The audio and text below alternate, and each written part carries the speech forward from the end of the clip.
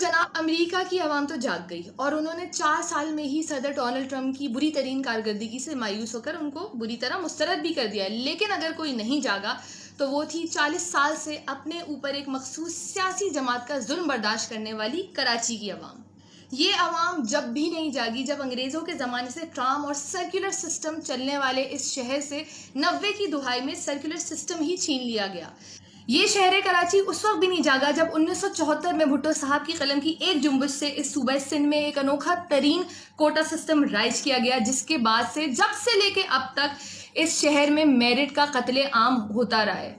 और अफसोस कि ये शहर कराची उस वक्त भी नहीं जागा जब इसकी गलत गिनती की गई, सिर्फ इस डर से कि कहीं ज़्यादा कॉन्स्टिट्यूंसीज बन गई सही गिनती होने के बाद तो कोई एक सियासी जमात कहीं इलेक्शन जीत गई तो इस सूबे पर राज ना करना शुरू हो जाए। ये शहर कराची उस वक्त भी नहीं जागा जब इस शहर के एक एक इलाके से पानी छीन लिया गया, जब के इलेक्ट्रिक जैसे इदारे इस शहर को लूटते रहे।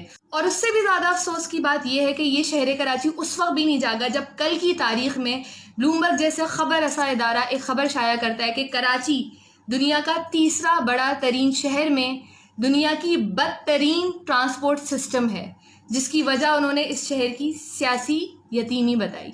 और फिर आज एक और ख़बर आती है कि सिंध हुकूमत ने पिछले साल 3 करोड़ लोगों की आबादी वाले इस शहर में 10 एयर कंडीशन बसेस मुतारिफ कराई थी, जो कि वसाइल ना होने की वजह से उन्हें बंद करनी पड़ गई। जिसे गलती से शेयर करने की मैंने जुर्रत कर ली तो मेरे एक मासूम भाई ने कुछ इस तरह मुझे आकर लिखा कि वो दुआ करते हैं कि मुझे दिल का आर्जा हो ताकि मैं सिंध में NICVD जाकर अपने दिल का मुफ्त इलाज कराऊं। फिर वो दुआ करते हैं कि मुझे जिगर का आर्जा हो, जिसके बाद गंबट के अस्पताल में जाकर मैं अपने जिगर की मुफ्त पेवनकारी कराऊं। तो मेरे इन मासूम भाई को मुझे बताना बहुत ज़रूरी है कि चाहे कोई भी हुकूमती इदारा हो, वो जब मुफ्त में इलाज करता है तो वो पैसा हुकूमत अपनी जेब से नहीं देती, ये आपके ही टैक्स का पैसा होता है। तो और उनकी याद दहानी के लिए ये भी बताना बहुत ज़रूरी है कि कराची वो शहर है जो सूबा सिंध का 95% रेवेन्यू जनरेट करके देता है। तो ये जो गंबट और NICVD में भी मुफ्त इलाज हो रहा है ना, तो मेरे भाई इसमें भी कराची का पैसा लगा हुआ है। और सिर्फ यही नहीं,